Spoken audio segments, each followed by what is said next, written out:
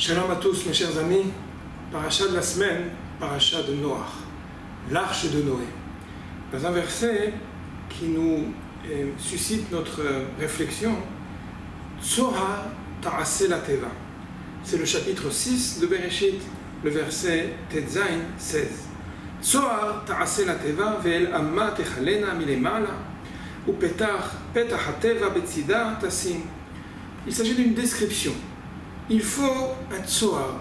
Volontairement, je vais laisser pour l'instant sans traduction parce que c'est précisément l'objet de notre réflexion aujourd'hui. Et ce tzohar doit finir en haut vers une largeur de hama, d'une coudée. La porte de l'arche sera de côté et la charpente, il y aura une charpente triple, shneim ou shlishim ta'aser. Tzohar, peut-être pour ceux qui connaissent un peu l'hébreu, ça peut parfaitement retentir comme tsahoraim. Tsahoraim, à savoir, c'est le moment de la lumière qui est juste à midi, à savoir le maximum de lumière extérieure. Mais d'un autre côté, quand on regarde l'explication que Rashi propose deux interprétations. Il dit Tzohar yeshomrim halon, à savoir une fenêtre, une ouverture entre l'arche et le monde extérieur, on pourrait dire une fenêtre. Veyesh omrim even tova ameira lahem. Et la deuxième explication, c'est, même pour la fenêtre, il s'agit bien évidemment de permettre à la lumière de passer et d'illuminer l'intérieur de l'arche. Mais là, la source de la lumière, suivant la deuxième interprétation, c'est une pierre précieuse qui est elle-même génératrice de lumière, qui est, elle, la source de la lumière. À vrai dire, suivant ces deux interprétations, on peut comprendre deux explications fondamentalement différentes de la fonction, de l'utilité de l'arche.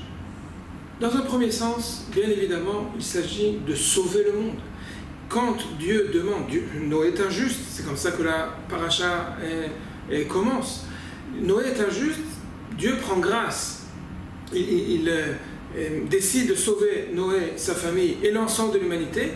Et à vrai dire, pour pouvoir sauver, il s'agit, dans un premier temps, de dire qu'une fois que tu vas fermer la porte, une fois que tu vas en fait t'isoler de la catastrophe qui va se passer lors du déluge pour toute l'humanité, il s'agit de tout couper.